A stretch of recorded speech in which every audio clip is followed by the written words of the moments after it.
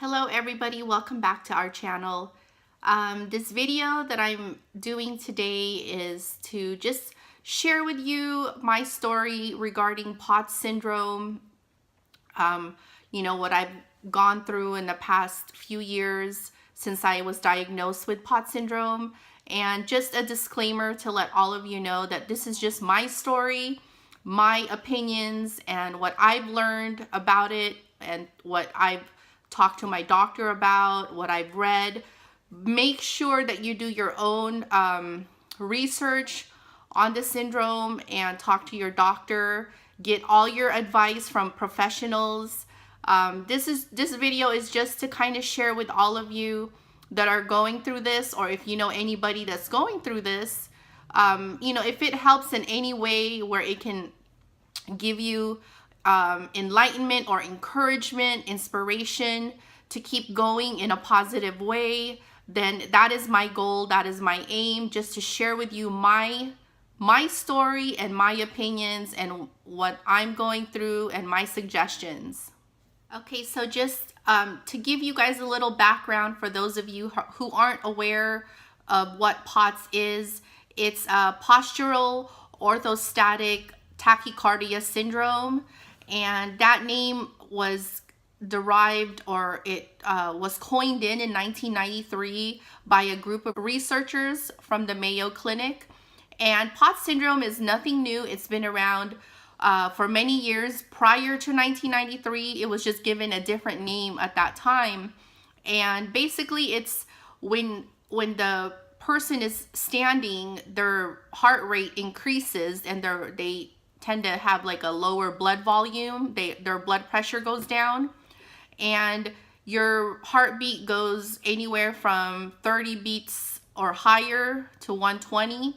For younger kids, it's less, but for adults, your heartbeat goes faster, your heart works harder, and sometimes you get, like lightheaded, you feel dizzy, and some people faint. You get sweaty and hot.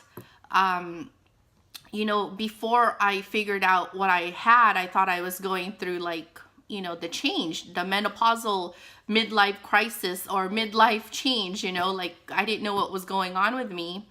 So, but basically that's what it is. Your heart works faster, and the underlying causes, they don't really know the origin, because it could be, so many things. And if you work with your doctor on trying to find what the underlying issues are, that's, even better, because they can go ahead and treat you for what they think, after a while of working with you. If they can find the underlying cause, the origin of your POTS syndrome, and they treat that, then your POTS syndrome should improve within time. So that's the problem with POTS syndrome, because they don't know what the underlying causes are. There's no cure for it. But the more you talk to your doctor and, have good communication with your doctor, and just they can help you try to figure out, or they could try to figure out what some of the underlying causes may be for you.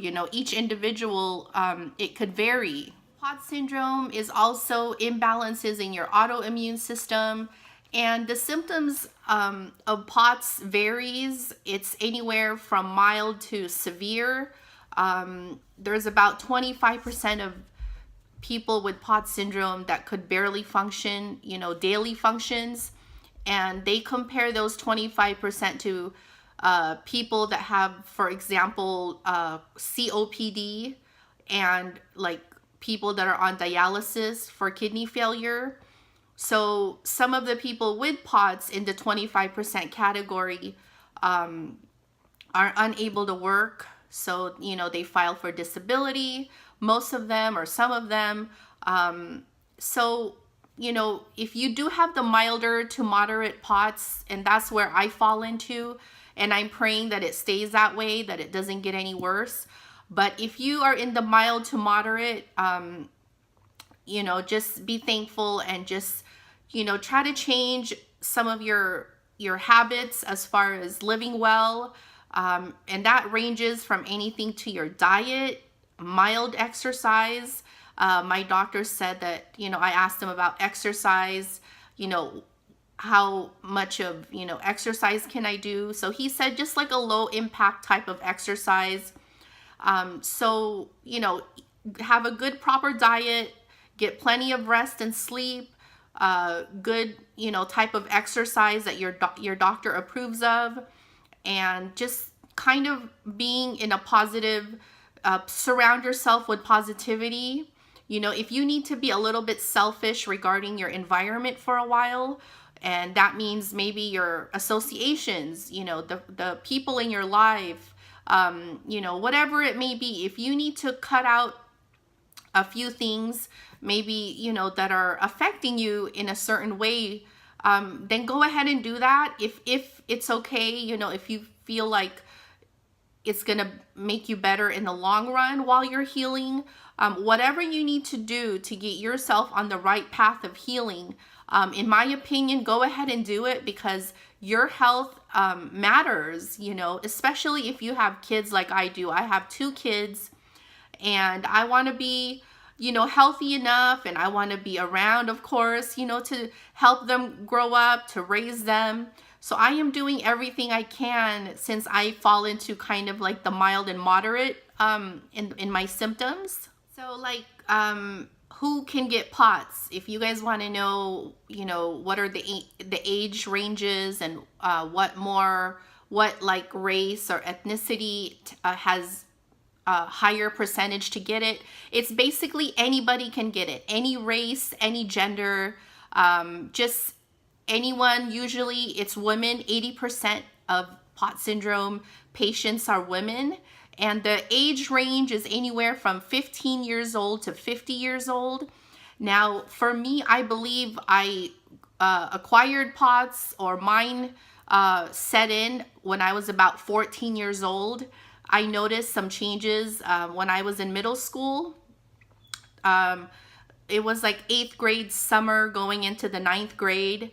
And there was certain things that I was able to do. And then all of a sudden, when 9th grade started, I was like, there something changed, like when I would stand up, and do, like, for example, or oral presentations, I would get lightheaded and just not right, like, I'm like, what's going on, So, even like in PE, there was certain things that I was doing well in, and then all of a sudden things kind of changed. And then as I got older, I kind of like brain fog set in also. That's another symptom, is you kind of have brain fog. So I do have a planner, and I write everything down, and I love being organized anyways. So if you are experiencing brain fog with your POTS syndrome, just get a planner, a to-do list, whatever it is that you need to do to remind yourself of your appointments or things you want to get done. There's absolutely nothing wrong with writing everything down, just to keep yourself organized also. Also, make sure that you are drinking plenty of water. They suggest around 2 liters of water per day. You want to stay hydrated.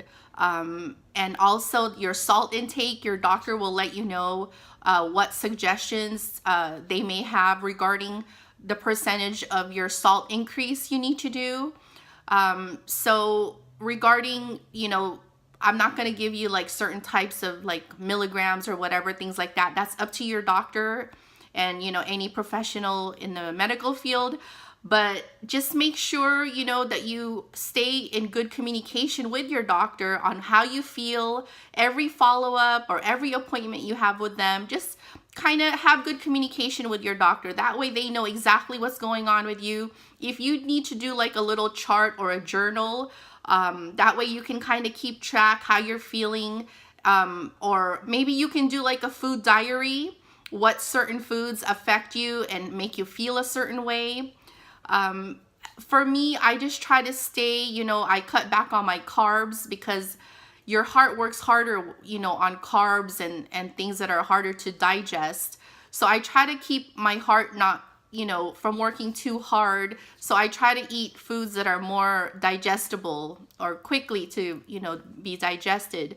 And I just try to stay away from, like sodas, any kind of junk foods that I know it's not good for me. Once in a blue moon, maybe I'll have a bite of something. But overall, I try to stick to a lot of fruits and veggies, healthy smoothies, and lots of water. And I just try to meditate every day. I just take my time.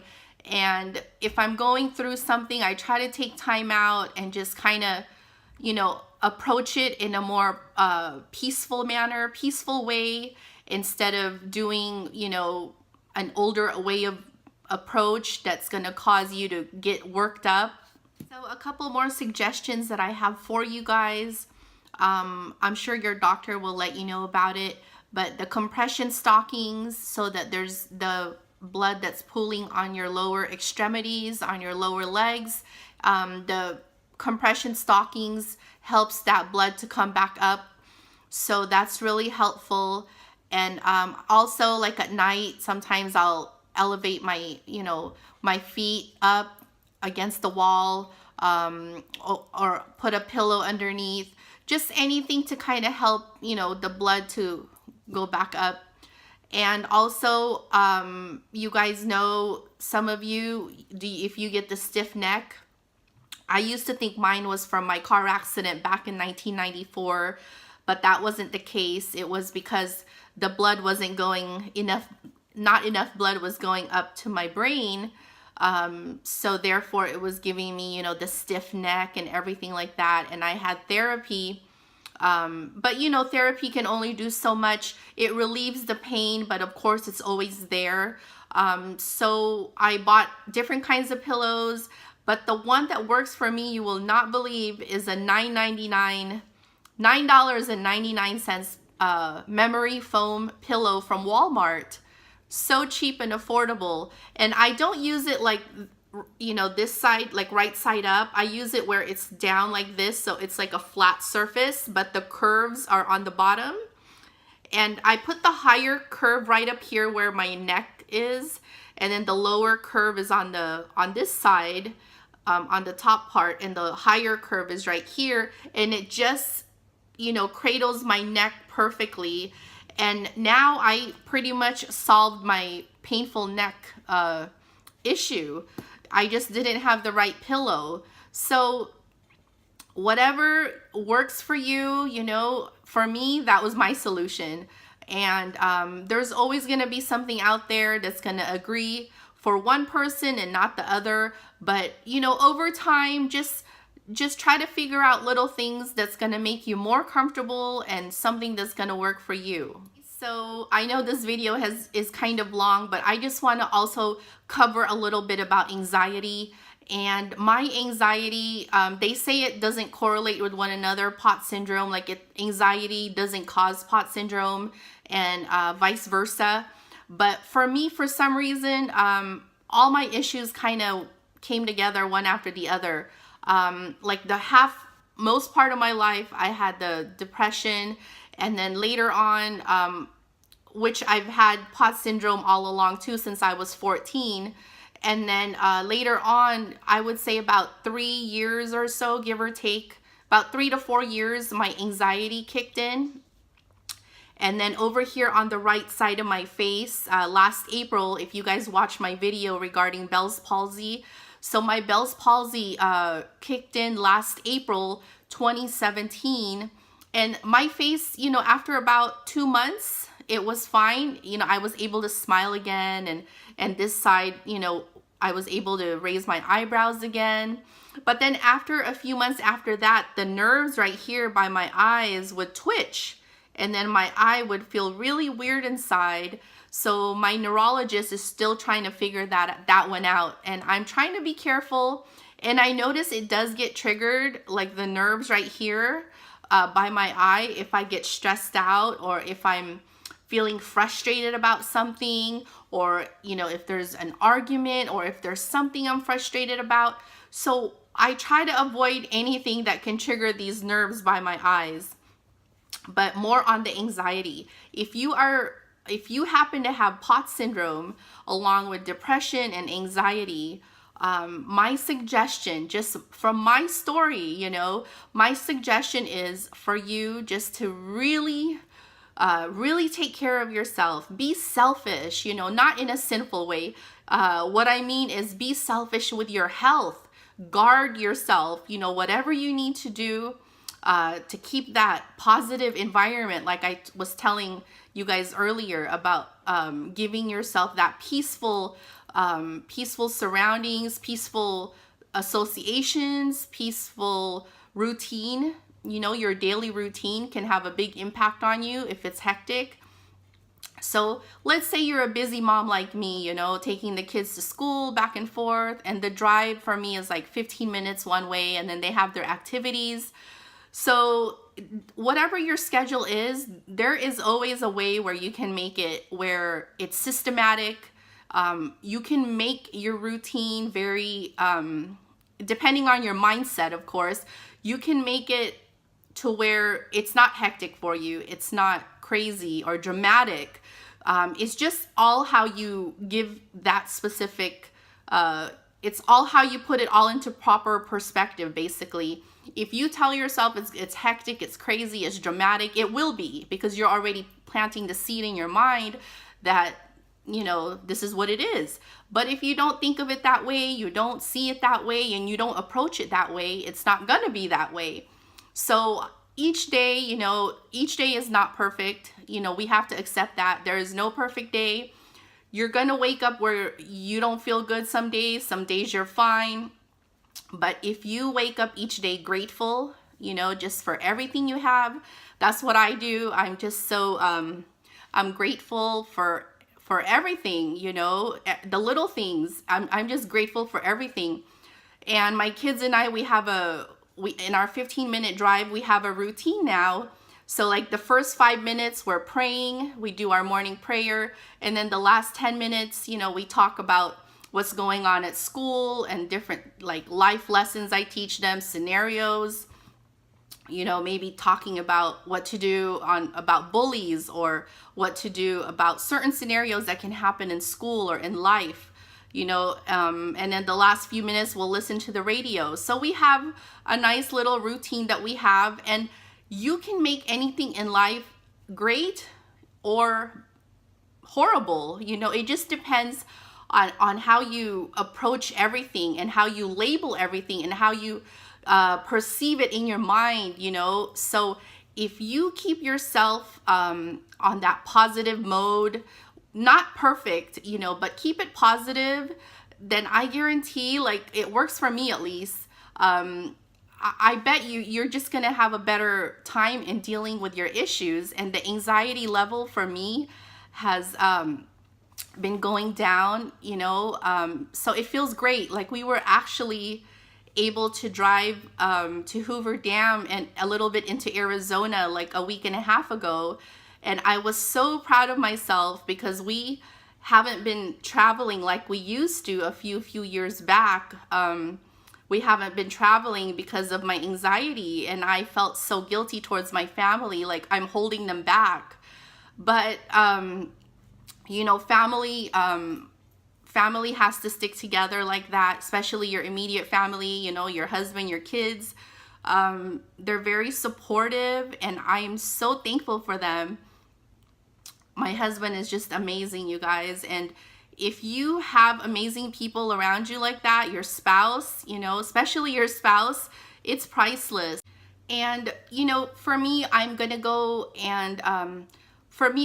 ahead and shortly go back to work as, doing like freelance, and at the same time, go back to real estate, being a realtor. I'm still going to have my YouTube channel, everyone. So I'm still going to do the YouTube, but I'm going to, of course, have my focus on a couple other things. And I'm going to get my real estate license again. So I have to look into that. Hopefully I can get that going, and then do get the business license for the makeup artist. But set goals for yourself. It took me a while to figure out what my next step will be. But the past few years, I was just going through so much roller coaster, with like my health, with, like the the Bell's palsy that kicked in last year, and other issues that kicked in. But you know, go ahead and take care of all your concerns with your doctor or other doctors. And when you get the confidence, when you feel like it's right for you to take the next step, whether it's going back to work slowly, whatever it may be, you know, I suggest to just kind of go at a slow pace. And that's what I'm going to do. That's why I'm not committing to like a job that's like, you know, 5 days, 8 to 10 hours a day. I cannot do that, definitely, especially standing up. Not that, you know, you guys know we cannot stand up too long. But so the good thing about real estate is I can kind of do it at my own time and, you know, slowly get into it again. And depending on my health, you know, I will pace myself definitely. And then same with the makeup. So I'm in charge, and basically I'm gonna kind of dictate how it goes and go from there. I just kind of want to challenge myself, you guys. I've been at home for a few years now, and I love it. You know, it's wonderful spending these precious years with my kids. Unfortunately, you know, some people had different ideas of me being at home, and they didn't understand that I was sick. And in the past, you know, I couldn't understand it either, why I never felt right at work. But at least in November of 2014, when I was diagnosed, at least it gave me peace of mind. I knew right there when I was diagnosed, like, oh, wow, you know, like this is why I didn't feel good. This is why all those times I was feeling like this. And it gave me such relief that because I was labeled by some people as being lazy and didn't want to work. You know, some people in my family thought I didn't want to work, but they didn't realize that I've been working since I was 17 years old. You know, it's just I haven't worked the past few years. I've been a stay-at-home mom, and I don't understand why I was given so much slack for that. And when I was given that diagnosis in November of 2014, it just made me feel so, you know, relieved, like at the same time, like sad for myself, you know. But at least I knew why I was feeling tired all the time, why I needed to lay down every now and then, why my heart was racing, or why I was having brain fog, or, you know, all the symptoms. I couldn't figure it out, and it gave me peace in my mind. And at the same time, I was sad because, hey, who wants a syndrome? Who wants these things, you know? But I just want to give you guys out there inspiration. Just whatever it is that you're doing, be happy, stay positive, and put goals, make little goals for yourself. Like I did the past few years, you know, just whatever little goals you can do, it all adds up, you know.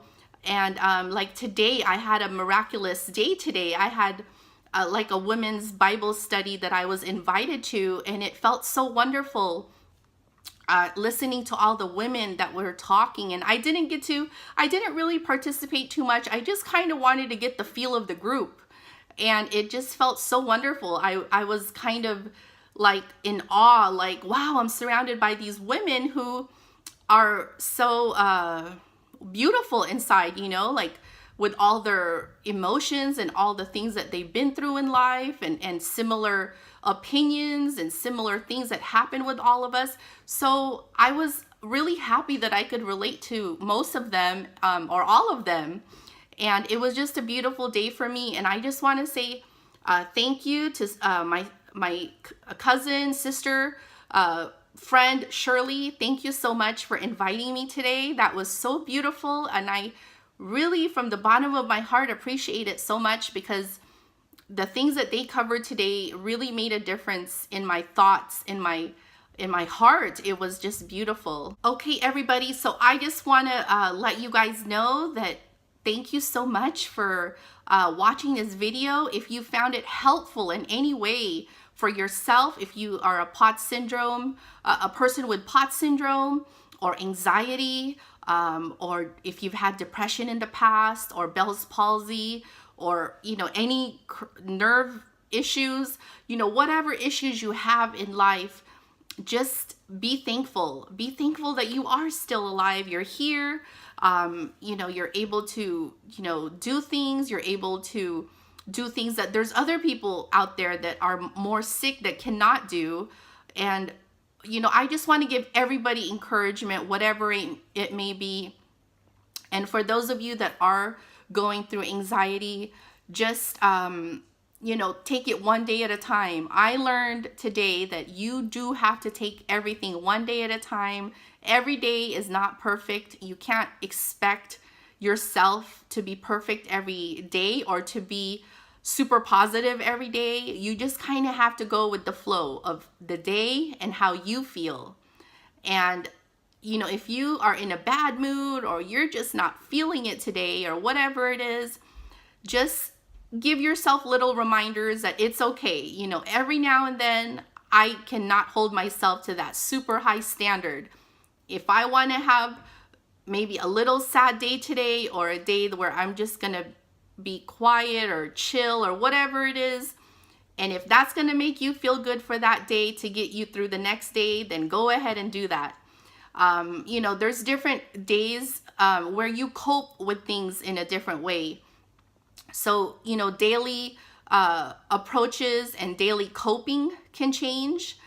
And don't beat yourself up or don't make yourself feel bad on the days that you're not so up there, you know, because, you know, each day is different. Regardless, it is a blessing every day, but don't beat yourself up if you don't feel at your best each day, because, you know, you can get very exhausted if you have such a high standard every day for yourself, especially when you have health issues. And with anxiety, thank goodness I am able to deal with it so much better. I'm taking little baby steps towards getting out of town. And I am praying that, you know, sometime this year I can make it all the way out of town somewhere. So, yeah, so I am praying for all of you, whatever your situation is, whatever it is you're going through. I am here. Put some comments down below. We can all chat about it. We can, you know, put in our suggestions, our opinions. But I am here for you guys. Just let me know. Put your comments down below. And I just want to say thank you for listening to me, you know, talk this long. And if there's any more things you guys want me to cover, you know, if you want me to go more regarding depression, anxiety, Bell's palsy, cranial nerve damage, I mean, whatever it is you want me to cover, let me know. Okay, you guys, thank you so much. And I will see you soon with another video. Press the like button if you found this helpful in any way for yourself or for somebody you know. And also subscribe if you are not subscribed. We would love to have you join our channel. Thank you so much, everybody. Bye-bye.